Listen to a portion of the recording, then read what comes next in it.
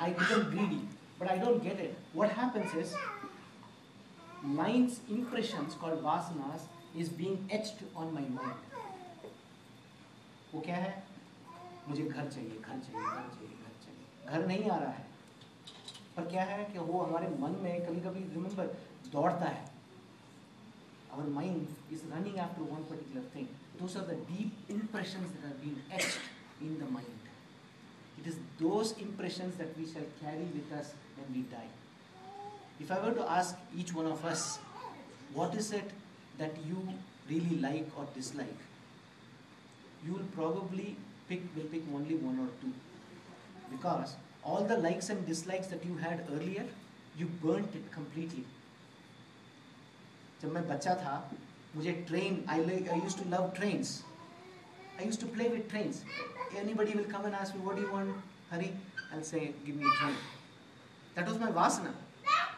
That was a toy. वो खरीद के इतना हो गया, मैं बोर हो गया. उसके बाद बस ये ट्रेन नहीं चाहिए. That was a vasana. I have burnt it, gone. Then move forward. I have some other vasana. You have to burn it. Like children, for example, as we are growing teenagers, our girls, they will be in instant messaging all the time. I am. Right? All the time on the internet. If we prevent and do some things, they will always circumvent it and get creative and they will do it. Allow them to do it to such an extent, now they will say, I'm not interested, I'm disinterested in it. So it is that I'm talking about. Those vasanas, we have to ensure that we do not have deep lines of impressions created in us. So when we die, there should be only one impression that shall be etched. That I want to be with the divine. Sometimes people say, I want to have a lot of money. Does not mean that you shall be born rich in your next birth. It means you could be born as a banker, as a cashier, handling a lot of money. Karma works very, very differently. Karma is a very funny thing, very difficult to comprehend. Another analogy that I can give, say we are running a company, every day there are transactions that happen.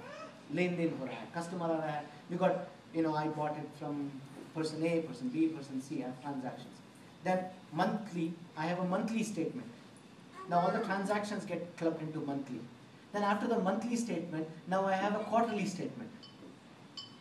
All the transactions are now getting merged. Finally, we have an annual report, loss and profit. That's all matters at the end of the day. That one single line. It did not matter whether I had done a $500 transaction with you or a $1,000 transaction with you, whether I made a loss with you or whether I had a profit with you. Didn't matter. At the end of the day, did I make a profit or did I make a loss? That is that single vasana that I'm talking about. You please reflect upon this. There will be only one desire. There will be only two desires. All the other desires, you have burnt it. Both negative and positive. When I talk about desires, it is all positive, negative.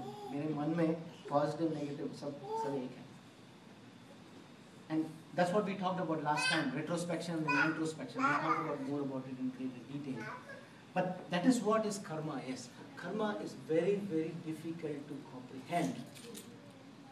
And hence, Krishna says, Mam ekam sharanam vraja. Just be with me all the time. And I shall take care of you all the time. You don't have to worry. Just come and play. Your job is to play. Your job as a villain, be a villain. Your job as an actor, whatever acting you are coming here for, act it out 100%. Bhagavatam mein, when Gopikas wanted to go and meet Krishna, they would not be allowed to go outside the doorstep because the parents they don't want them to meet. Sometimes the in-laws will not allow them to meet Krishna. And they cry. That pangs of separation is such that Krishna, I'm not being able to be with you, they cry. At that time when that intense crying is happening, jo bhi paap hai, all the paap was being burnt. To understand, help understand the concept of papa. Park was being burnt at that time because there was intense depression that was happening. So many a times when we go into depression, when we go into intense sadness, when some so-called negative things happens in our life, at that time when we live it intensely, it is our papam is being reduced. We are burning our papa, the papa karma. Similarly, punya. When we are intensely enjoying whatever we have been endowed with, we are burning our punya. At the end of the day, when I die, I want 0 papam, I want 0 punya. 0. So that next time when I am born, I shall be born not because I am bound by karma, I am born because I want to be born. So a great example is Paramahamsa Ramakrishna. When he was born, to be born, you got to have little karma attached to you. Only then you can be born. Desire has to be there for you to be born. Only then you can be born. Because if there are no desires, there is no need for this body. This body shall go away. Paramahamsa Ramakrishna, suddenly when he'll be giving lectures, he'll suddenly look at his wife and say, make me sweets. He used to love a lot of food and sweets. So one day Sharada Devi, she asked him, what is this? What is wrong with you? You're in front of so many people and suddenly you stop and then you're asking me for food and sweets. Aren't you really, you're supposed to be a great saint and all that? Don't you feel embarrassed? To which he said, Sharada, this is the only karma that I have been attached with. The day I shall stop asking you food, on the 3rd day I shall leave this body. 3rd day I will leave. And the day when he stopped asking, Sharada Devi, there were tears in her eyes. And she knows 3rd day Paramahamsa Ramakrishna is going to leave. 3rd day he leaves. So the next time when we are born not as conditioned souls, conditioned by the vasana, the deep desires, but we are being born just because we want to be born in this beautiful prakriti and we want to be able to enjoy life. That is why we are born. Okay, so let's go back to the rice example and we will conclude at that point.